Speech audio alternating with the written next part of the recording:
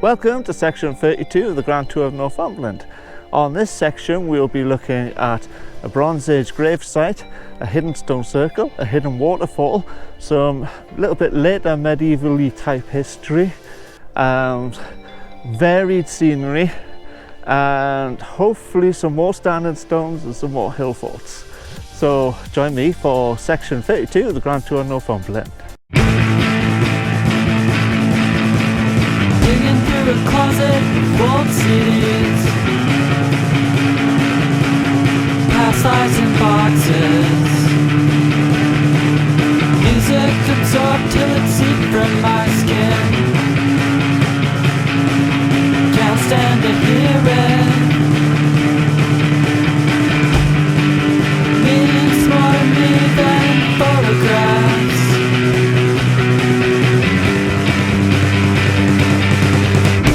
Pictures of backyard and northern sunsets are all that exist in my mind. Freshly cut lawns and daytime sprinklers, spider webs on a grey wooden fence. I remember the convenience.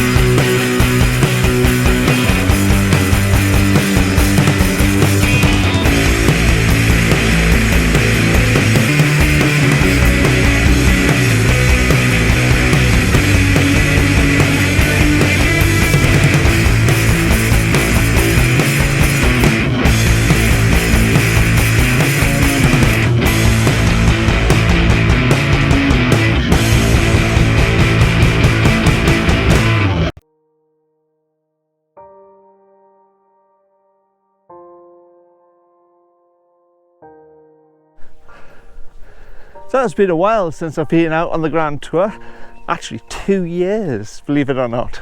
I've made a kind of a deal that I am going to try and do a little bit more hiking because I've been really busy at work. My work-life balance isn't exactly brilliant at the moment, so I need to get that back on track again. And also I kind of need to lose a bit of weight, so I want to try and get back out hiking more often. This one's a difficult one in terms of logistics as a single person. If you're doing cart to cart, it's quite easy. It's only about 12.5 miles. It's just basically because I'm doing it on my own. Let's make it a little bit more complicated to work out the logistics of it. So we're at the first place, which is Quarry House. So I was trying to get some information on this mast. I couldn't really get a lot of information. I believe it's a radio mast, and I don't believe it's in use anymore. So there's quite a few outbuildings which don't seem to be in use. And obviously there's a big fence stopping you getting in any closer.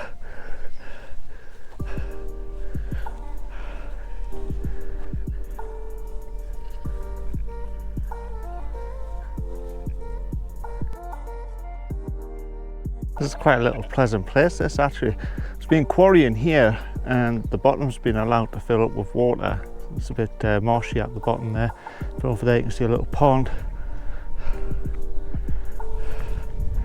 And on this side you can see a more substantial pond looking back at the aerial. By the way, on that horizon there is Ross Hill, another popular place.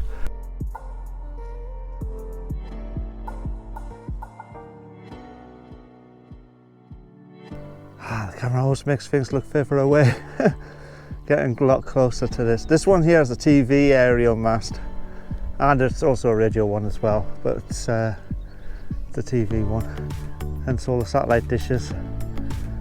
Wow, it's magnificent. I know a lot of people don't like things like this in the landscape, but I actually quite do. I quite like it. I would love to climb up one. The views must be amazing. It'd be scary as hell, like. This one's definitely working. Wow. It's amazing. You're on CCTV.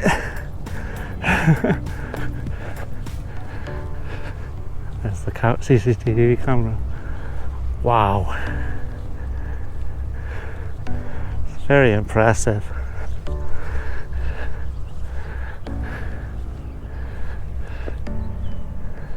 Imagine climbing that. Must be dead scary. And having to carry up aerials and stuff to stick on it. So like satellite dishes and aerials and things.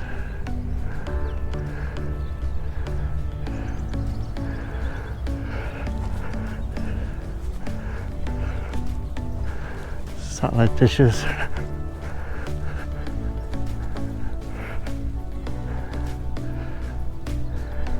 Wow. I like things like this. I really do. To be honest, I would be too scared to climb it, but I would want to climb it. There's a difference between wanting to do something and being able to do something. Okay, let's head around this place, and we're going to be heading off in the woods on the other side. But let's have a quick look at these cable ties as well. That's the cable. Wow.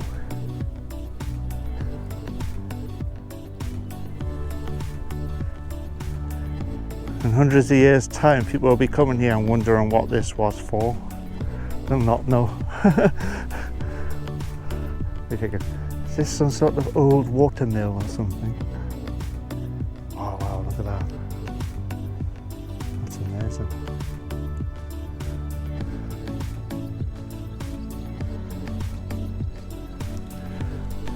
Okay, from the modern to the old, let's go and find this graveyard. So that's the house next to the aerials, and there's a footpath here.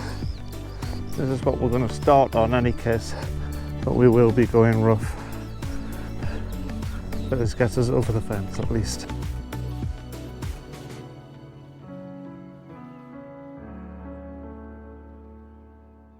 I'm starting to feel unfit. So it happens when you've been out of it for 2 years. Okay, so wasn't too bad once you got on the track. There's a little bit of heavy bashing to get onto the track though. But here is the first of 2 Bronze Age graveyards on this side. Oh wow, looks quite impressive.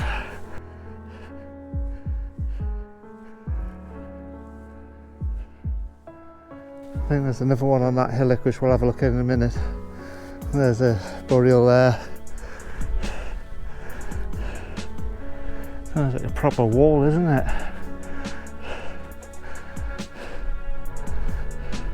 Goes around in a circle. So get a view from above a bit.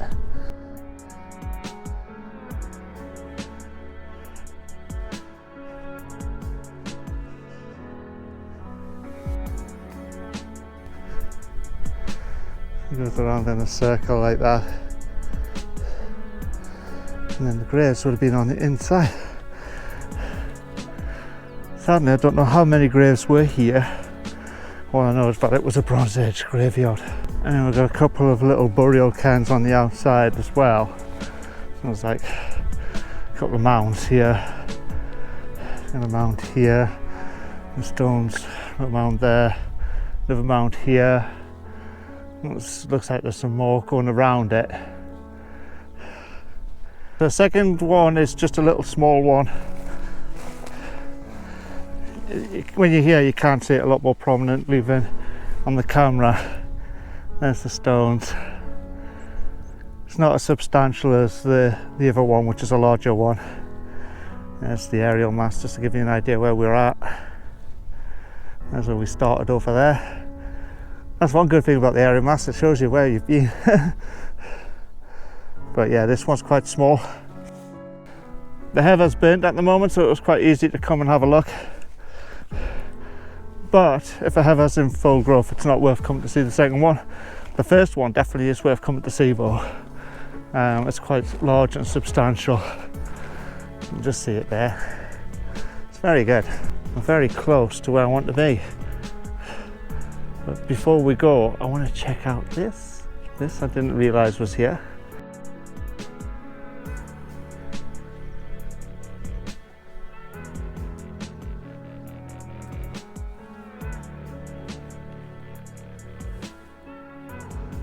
possible to get in. It's a little difficult getting up here because of the camera as well. But basically it's kind of just used like as a grouse box. I'm guessing for like chicks and stuff. It's been used to keep feed any case. And then the birds would probably go in through that hole at the top. It's very elaborate though, isn't it? I'm hanging on because there isn't much to hang on to be honest. So I'm going to lock this door like it was before. Okay, so as we're through the gate, we're heading up the side of the wall. The stone circle should be on our left in the heather. As I said, it's not a big one, but it's not on any maps.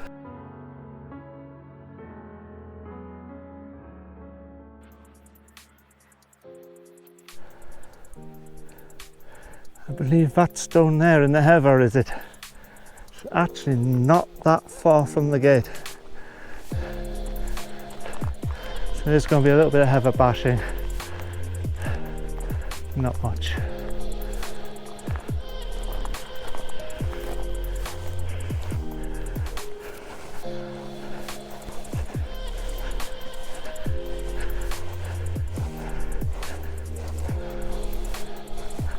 Supposed to be 4. I can see 3 very clearly.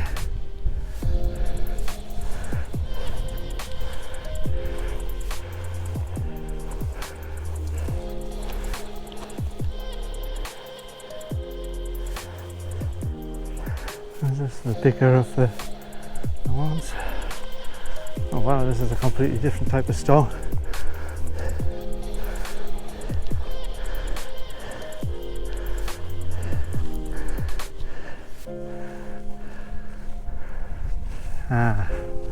So there's a hole here. That there is probably where the 4th stone was, although there it is there. It's probably been moved from that hole and it's now here, and this is probably the most substantial one when it was stood upright. You can see kind of really needs being put back in the hole, doesn't it? Not sure exactly how anyone would be able to do that though. I wonder how we got out the hole in the first place for. And there we go. 4-post stone circle. That's not on any maps. Secret Northumberland. I'm just noticing this here is actually a stone dike. It's actually a wall. Stone wall marking out the pathway.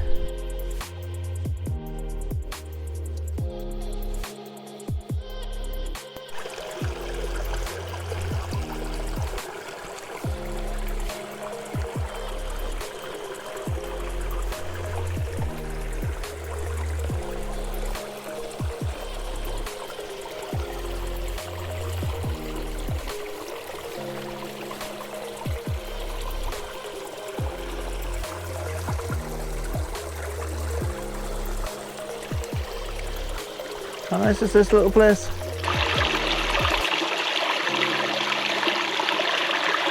So this is marked on the map as 2 little buildings. I think one's on the other side of the fence by the looks of it. Just ruins now. Pile of stones. You can see where the square is, any case from the map. Looks like a pile of stones there.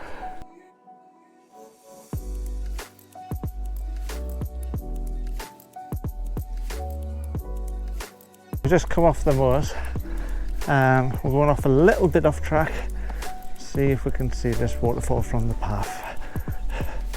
Being told by someone else that they got chased from seeing it, like, we'll have a go. So that's into this corner. So I've just like come off the moors. There's like an actual track, but you can't really see it from here.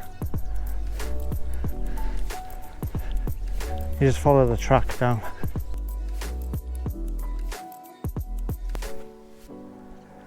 How beautiful is this path? All the bluebells.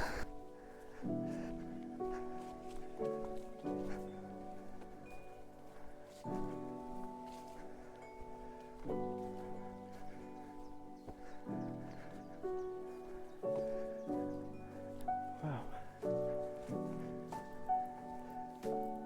This is amazing.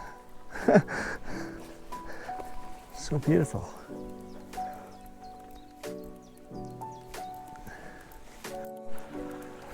Okay, so this is quite a deep pool and there's a lot of trees blocking the stream and damming it.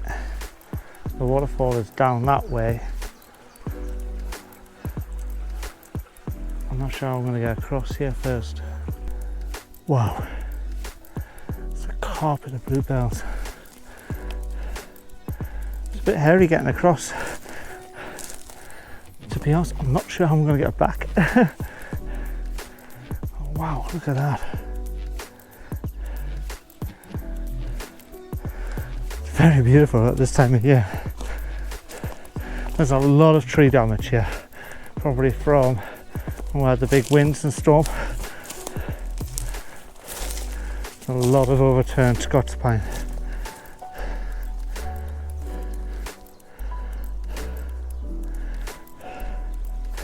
Which you would think would make it easier to get across, but it's not actually.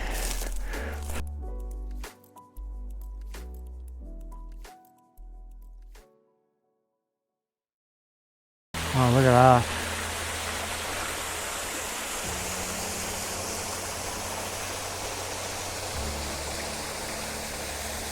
What a grotto, eh?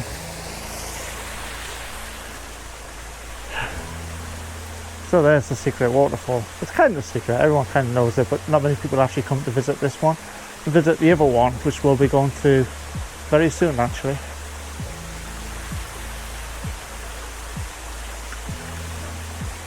What an amazing place.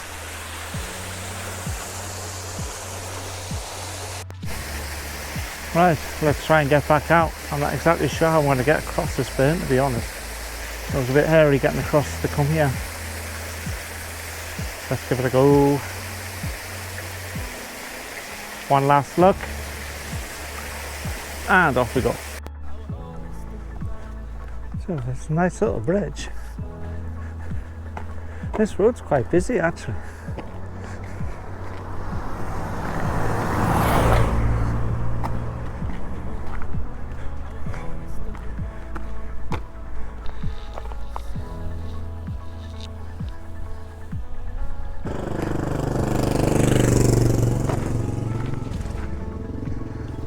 Is this a little monument for the millennium? The monument is a road map of Chatton in 2000 AD.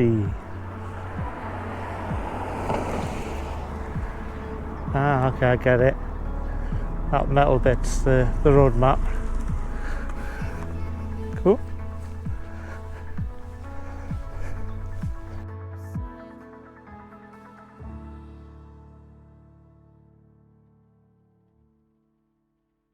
This is the church in Chatton. I believe it's 18th century what's standing here now, but there's been a church here for a lot longer than that, about 13th century.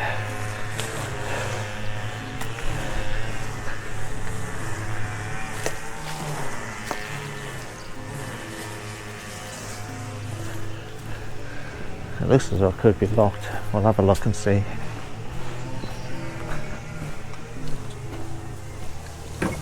Oh, oh wow. It's very dark.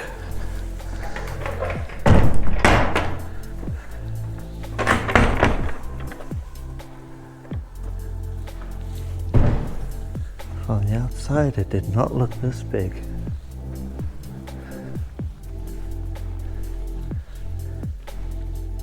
Wow. For a little place, Chatton has got a big church. Some beautiful stained glass windows.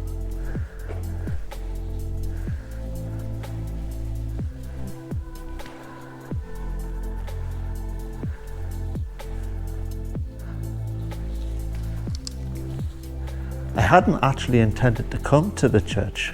I was just going to miss it. I'm glad I didn't now. As I said, there was a church here since at least, I think, the 12th, 13th century. But the current church at the moment was built in the 1700s, 18th century, early 19th century. Apparently they found a grave of a dead Scotsman. And I believe that it was buried just outside the church grounds because at the time Robert the Bruce was excommunicated. At least that's the story that I heard. I don't know a lot more about this church, to be fair, but I'm sure you can find more information online. But wow, I'm seriously impressed. I did not expect this. It's very dark in here, so I'm trying to use the torch on my phone to show you this. This is the mechanism for ringing the bell automatically. How cool is that?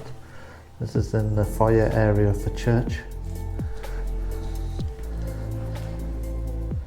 That's some of the details. Bell was given by parishioners in commemoration of the Diamond Jubilee of Queen Victoria, 1837 to 1897.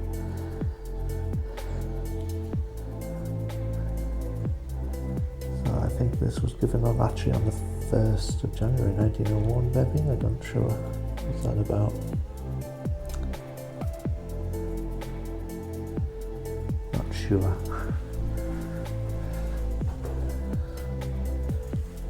There's the details of the mechanism. It's a very cool little place. Yeah, as I said, initially I hadn't planned to visit the church. I'm glad I did now. It's a very beautiful little place. Here's the war memorial. It's very picturesque. It's got its own little pub, the Percy Arms Hotel. We're going to head up this way. Chatton has its own little village store. It's a post office, pub. And yet it's considered to be one of the most isolated villages in Northumberland. Don't believe it. Now when you've got places like Falstone and Keilor, Chatton's not that isolated. I mean, it's quite close to Wooler as well. It's not that far away from places. So I'm not quite sure where they get this most isolated village in Northumberland from. Okay, I better check the map. I have a feeling we're heading this way. Yeah, Public Bridle Way. Public Bridle Way is beautiful. It's well maintained as well, could quite easily have been overgrown.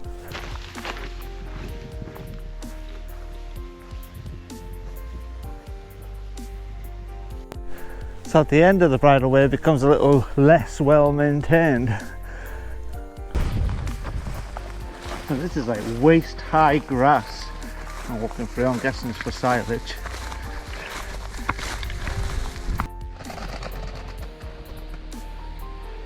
As you cross that field over there, then you come over here. That's really rickety, those steps over the fence. And you're on this dike. I'm walking on this dike now. So beautiful. Complete contrast to the moors before. That peak over there is Ross Castle. You're not picking it up on the camera, but you can see the radio mast over there.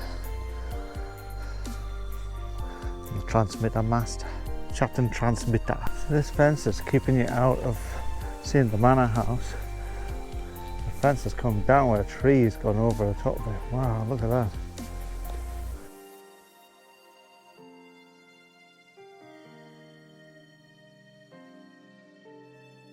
Behind me is Fowberry Tower. It was originally a small medieval fortified tower said to be capable of housing up to 20 men.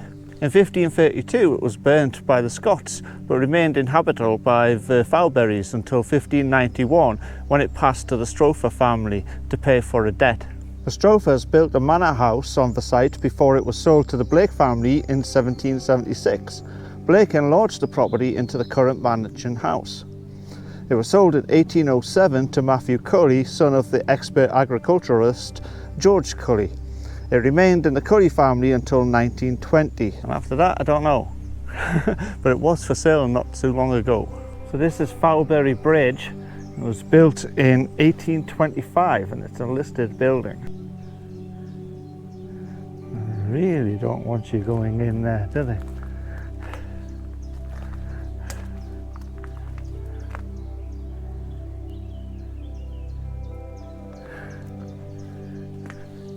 In any case, we get to go through this nice little arch.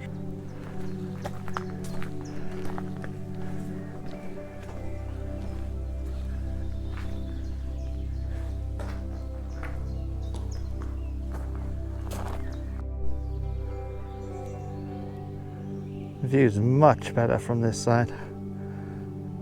There's a little pathway as you come along. As you come through this arch, there's a little pathway up to here, some nice little steps. It's quite an interesting road as well, to be honest. It's got this like little gateway.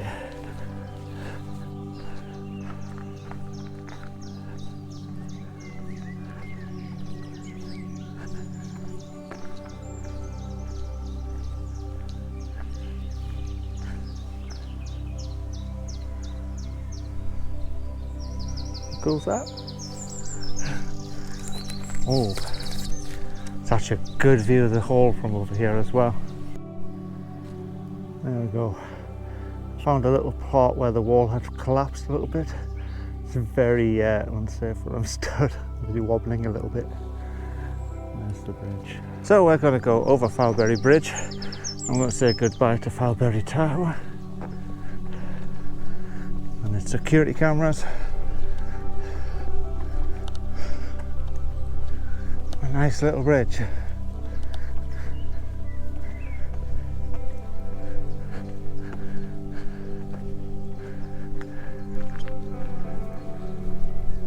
Look at the colours over there. Really nice.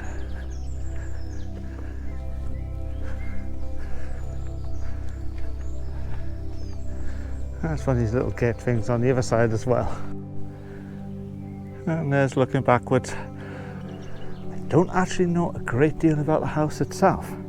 However, this was the site of POW Labour Camp 133. Later became a sub-camp of WWII 105 and thus became the second POW Camp 105. I don't think there's a great deal remaining of the POW camp, but I believe there are some foundations somewhere on the grounds, but this is private property, so we're not allowed to enter beyond the gate.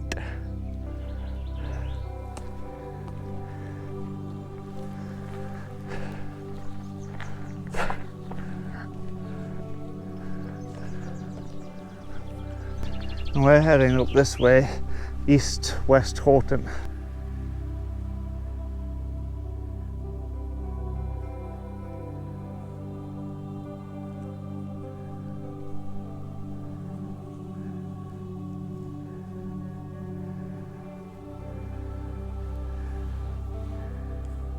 How incredible is that?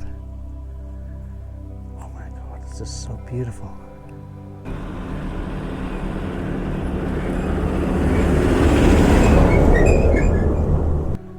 So we're in East/West Horton.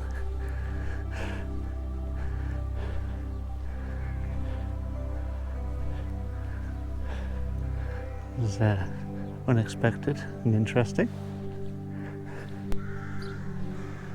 Okay, so we're heading this way towards Doddington, but then we skirt right around the farm. So just walk along here a little bit and then turn right.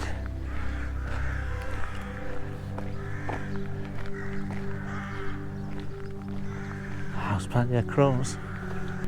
There's another big house. I have no idea what its history is.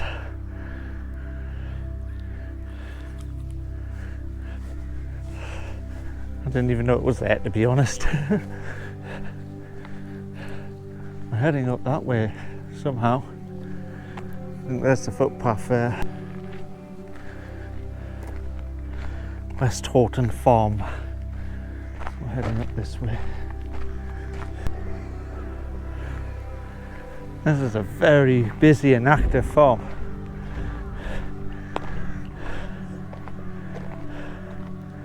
It's got a large amount of livestock and crops as well. A mixed agricultural farm. It's very busy. So this area has lots of prehistoric markings on the stones, cup marks, circles and stuff like that. I think they're mostly over there towards the wood, but there's actually people working there, because as I said, this is a very busy farm with lots of people working. It's either those stones there or those stones there.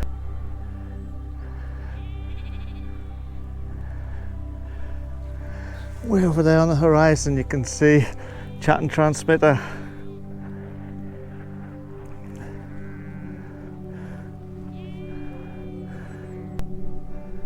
Oh, it's so beautiful here. Look at that view. It's so peaceful.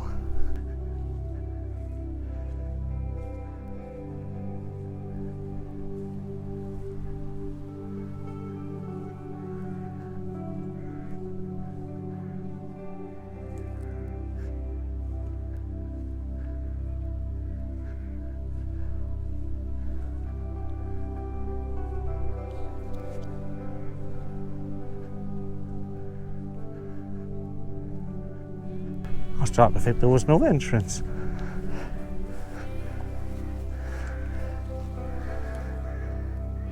Seems to be a bit blocked off, like, so we can get in or not. I didn't bring a torch today. Oh, it's a right mess in there, like. I think there's a dead sheep or something in there as well. No, I'm not going in. There we go, we're on access land now. There are lots and lots of prehistory here. We're only going to see a fraction of it, but we're already starting straight away. Just over there is the remains of a stone circle.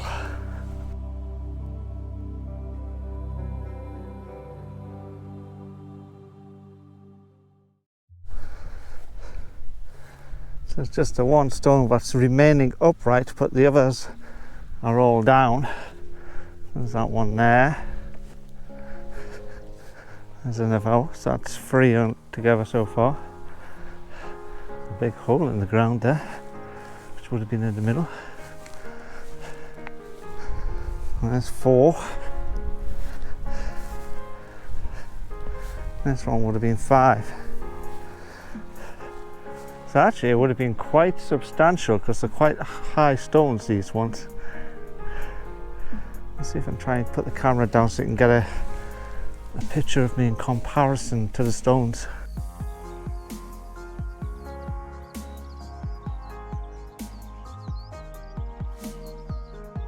So the stones are almost the same height as me, not quite.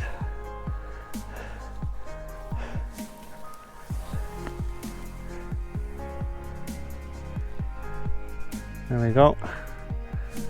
And the ones lying down are just as high as this one as well. So there's not much difference. There's the pillbox over there. It's a carpet of bluebells. Stunning. It's a fledgling crow.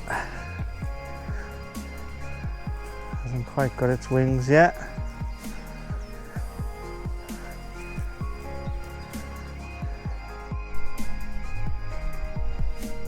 Over there's a quarry.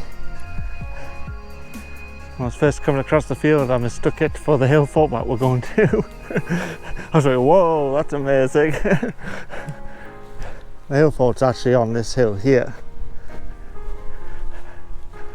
I'm not sure if it's worth coming to see this. It's actually quite a distance to come.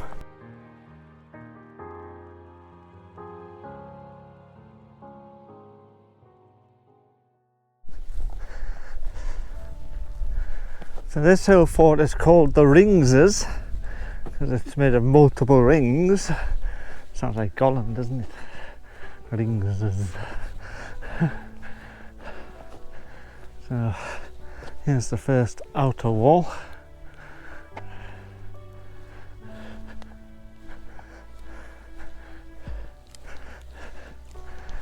Like all hill forts, they're probably best viewed from the air, so I'll find some satellite images. Here's the second wall.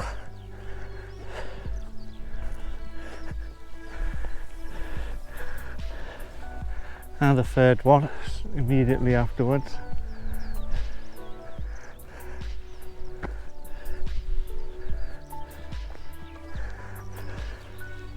Not sure if this one's a third one or a fourth one.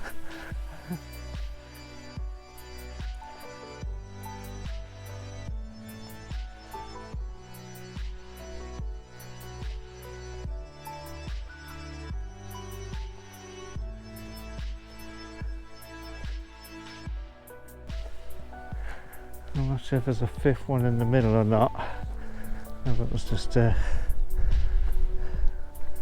hut here, possibly. It's difficult to see from on the ground. It's much better if you can get a bird's eye view of the place. But again, you see, there's no water source. This is the problem I have with hill forts. There never is a water source. Now, as I said previously, it could be that they collected rainwater. That's a possibility, or they sent the kids all the way down to the nearest stream, which from here, to be honest, I'm not sure where it is. Yeah, you can see the walls a little bit more clearly. I'm not sure you picked them up on the camera because the camera tends to flatten everything.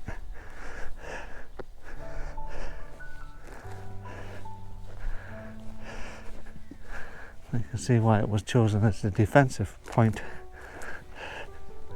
Or was it defensive?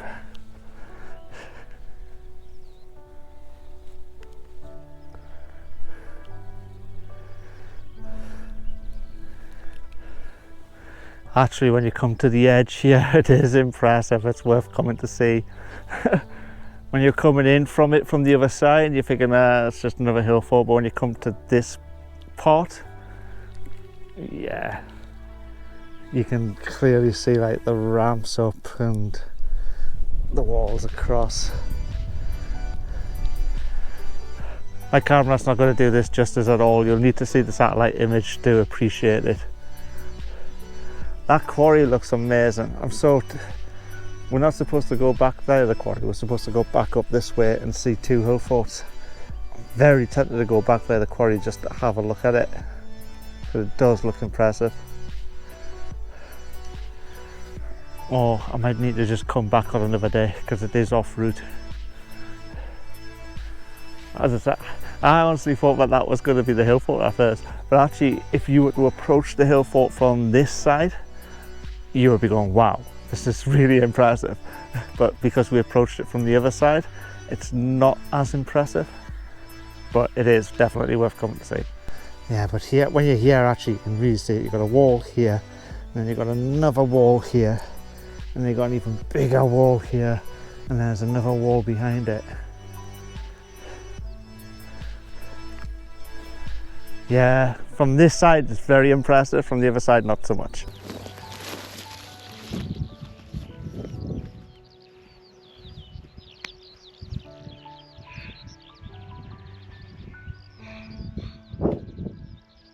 So this is the trig point on Doddington Moor, and oh my god, wow, wait till you see the views here. It's 360 degrees, honestly.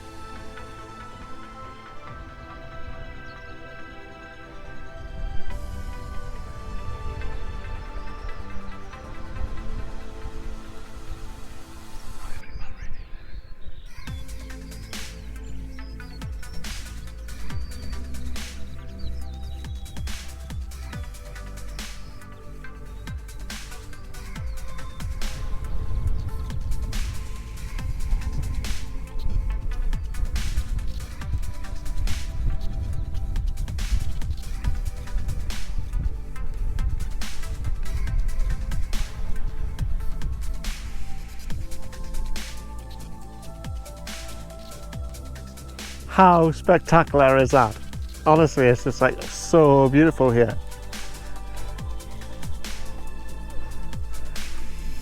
Over there is Wooler. Car's parked way over there somewhere. Got a long walk back to the car.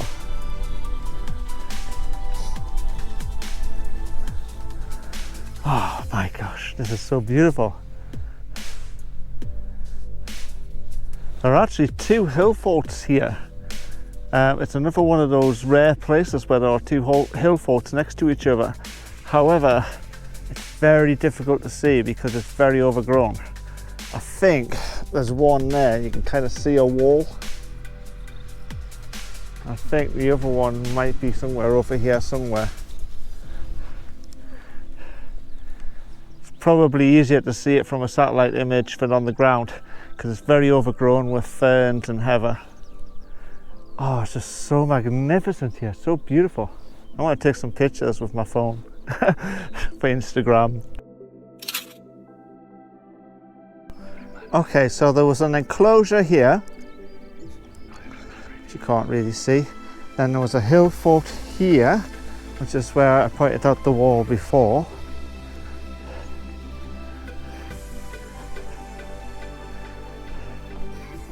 So this here is the wall for the hill fort. And then there's another hill fort over there. So let's see if we'll find the second hill fort. Okay, so we're within one hill fort here, so we're just leaving the hill fort now. So this is like 2-3 outer walls maybe.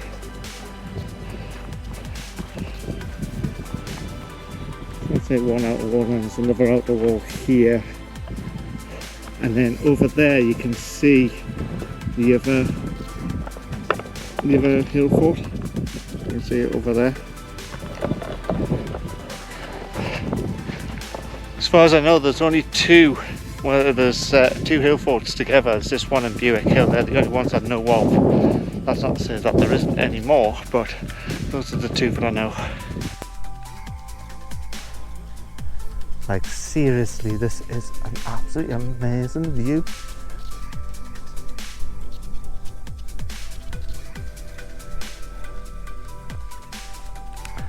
I was thinking that Buick Hill had the best view in Northumberland, and prior to that, Callahew's Crags. But actually I think this one's kind of almost taken it, to be honest. I'm not sure. I mean, there's Housden Hill as well, which is amazing views. I think it's between Buick Hill and this one, or Housden Hill. It's one of those three really. And then Callahew's Crags is just on the outside. But it's really difficult to choose the best view in Northumberland, because then you've got Windy Gyle as well, and you've got Oakhope on the side of Cheviot. They're really amazing views also. But that there is just stunning. So there's the other hill fort. That looks incredibly overgrown. I don't think it's gonna, well, there's a small little path, possibly. Let's see how far we get. Because there's like a little shepherd's hut down here as well, which I think someone's actually living in. Just there. Oh yeah, so there's actually a little path that goes along the outside of this hill fort. But there's a little path possibly into the hill fort. But there's the little shepherd's cottage. This looks like it's occupied because it's got a generator. There's actually a cave down here as well, which I believe they make cheese in, which isn't accessible for the public, unfortunately. We get to do this hill fort after all. Once again, I mean, when you're on the ground, you can't really see much because it's very overgrown. And with this particular camera, it kind of flattens everything out, so you can't really see the walls as prominently as if you were actually here. But satellite or drone footage, don't have a drone, so I've got no drone footage, but that would make it much clearer for you to see. So here's like one of the walls. This is the outer wall, so that's the inner wall. There was a huge hut there. Let's quick go because we nearly missed it if I hadn't turned around to have a look.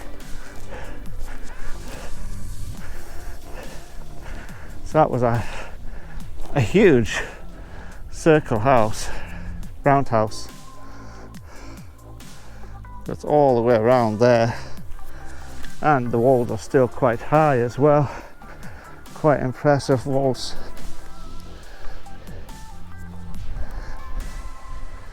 The walls are quite impressive also.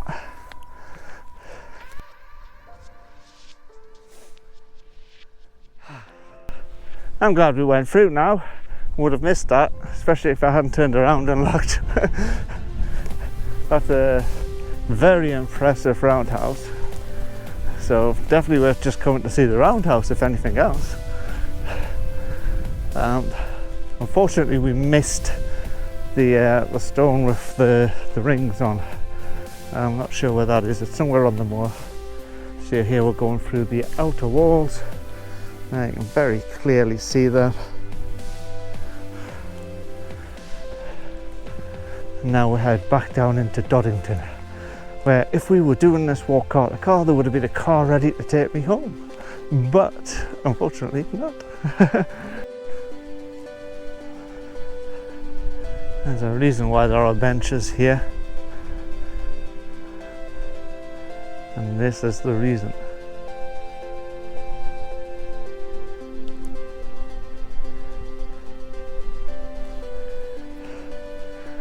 I was going to say you'll get sick of that view by the time I get back to the car, but A, my car's not parked on the bottom.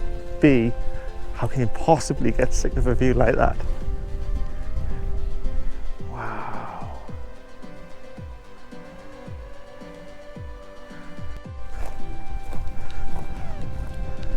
Now I've kept on path. It is passable at the moment, but bear in mind that when these ferns are at full height, this could be quite difficult, so you might need to hop over into the golf course and use the golf course instead. That's looking down into Doddington where we're heading. There's some serious barbed wire on that fence into the golf course. No wonder they're busy losing the balls.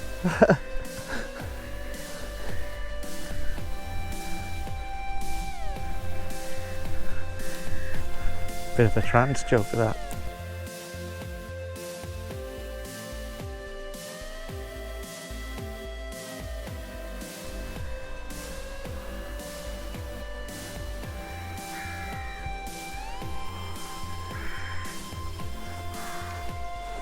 This will be where we're busy starting the next section, so I don't want to film too much just now.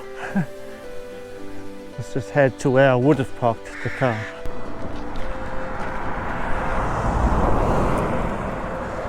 So this here marks the end of section 32 of the Grand Tour of Northumberland, just on the outskirts of Doddington. Unfortunately, it doesn't end for me. I've got about a 5.5 to 6 mile walk back along the road to Chatton. So I better get started because it's getting late now. Finally back at Chatton. Wow, that was a grueling walk coming back on the road. 5.5 miles, I believe it was. I think today I've done a total of about 13.5 miles, maybe 14, because we detoured a little bit when we're coming off Doddington Moor. So how was this section from start to finish from Quarry House? To be honest, I enjoyed the first part of it better, Quarry House to Chatton. From the waterfall to Chatton itself was a bit, you know, it's along a little lane, not much happening. But in terms of points of interest and being on the moors, I love being on the moors.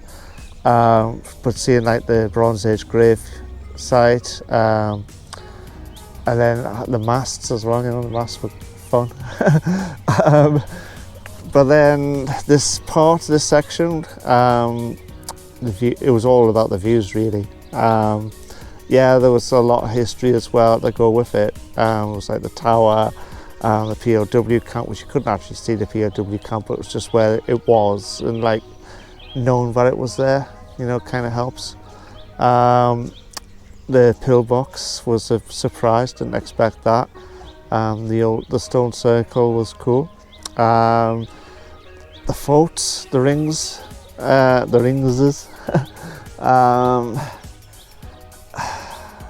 When I was there, it was pretty cool, but it was quite a way out, and you had to double back on yourself a little bit. And I was hoping to try and see one of the stones which was carved, but I never saw any. And then there was the double twin hill forts. These sort of places, they're kind of either best maybe in the winter possibly, or from the air, you know, it's difficult to appreciate them from the ground. So I hope you enjoyed this section. It was nice to be back out again on the Grand Tour after a 2-year break. If you like the section, give me a thumbs up. Don't forget to leave a comment below. Hit the subscribe button for the next adventure. Share with your friends on social media. And I'll catch you on the next one. Digging through a closet, walled cities,